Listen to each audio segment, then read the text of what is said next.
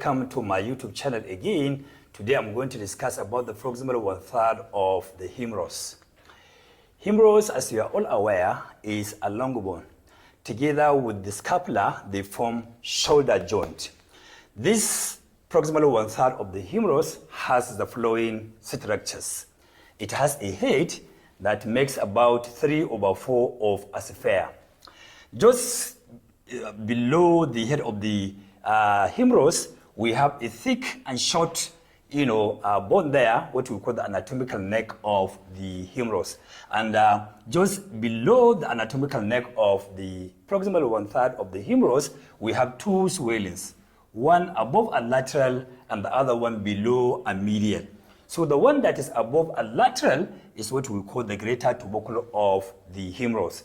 The other one that is below and medial is what we call the lesser tubercle of the humerus.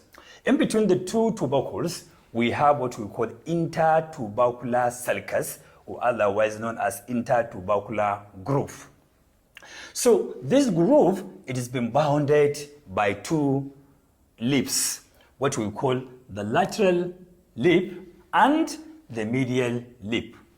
This lateral lip of the intertubercular sulcus gives attachment to the pectoralis major muscle.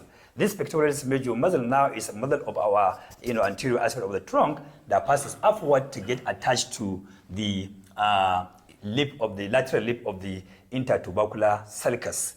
On the medial lip of the intertubercular groove or sulcus, we have the attachment of the Teres major muscle.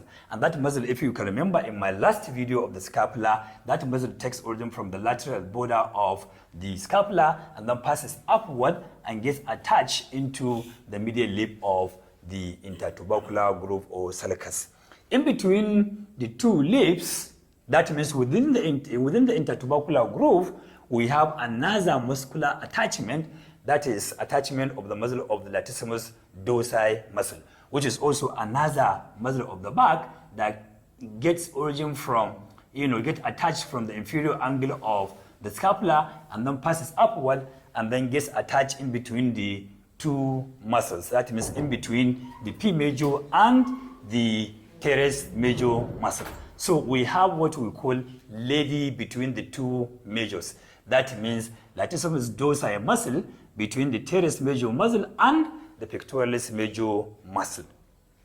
That is the proximal anterior aspect of the proximal 1/3 of the humerus. And then if we now look at the posterior part of the proximal 1/3 of the humerus, if you now look at the greater tubercle at the back, we are going to see that it gives attachment to three muscles. The first muscle is what we call the supraspinatus muscle, and that muscle now takes origin from the supraspinous fossa, and then the other one is the infraspinatus muscle. And that infraspinatus muscle takes origin from the infraspinous fossa, and then it passes upward and then gets attached just immediately below the attachment of the supraspinatus muscle. Another muscle that takes origin from the lateral border of the scapula, that is what we call the teres minor muscle. The teres minor muscle now takes origin from the lateral border of the scapula itself and then passes upward and gets inserted just below the insertion of the infraspinatus muscle. So by so doing, you are going to see that we have this arrangement, SIT, what we call the sit muscles, together with another muscle that takes origin from the subscapular fossa of the scapula. It passes upward and then comes and attaches at the lesser tubercle of the humerus, and that muscle we call it subscapularis muscle.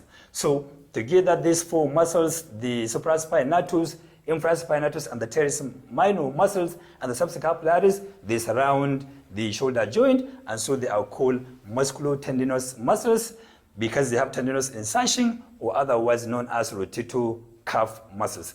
It is better to call them musculotendinous muscle because one of these muscles is not a rotator of the shoulder joint, especially the supraspinatus muscle, which is an initiator of the abduction. For example, now if you are sitting in an anatomical position like this, in standing position, if you want to make an abduction of your shoulder joint like this, the initiator of this abduction movement is the supraspinatus muscle, while after that, the middle fibers of the deltoids muscle now takes over the abduction movement of the shoulder joint. So viewers, thank you very much for having time again to watch my video. I hope you are going to like and subscribe to the channel. Thank you very much.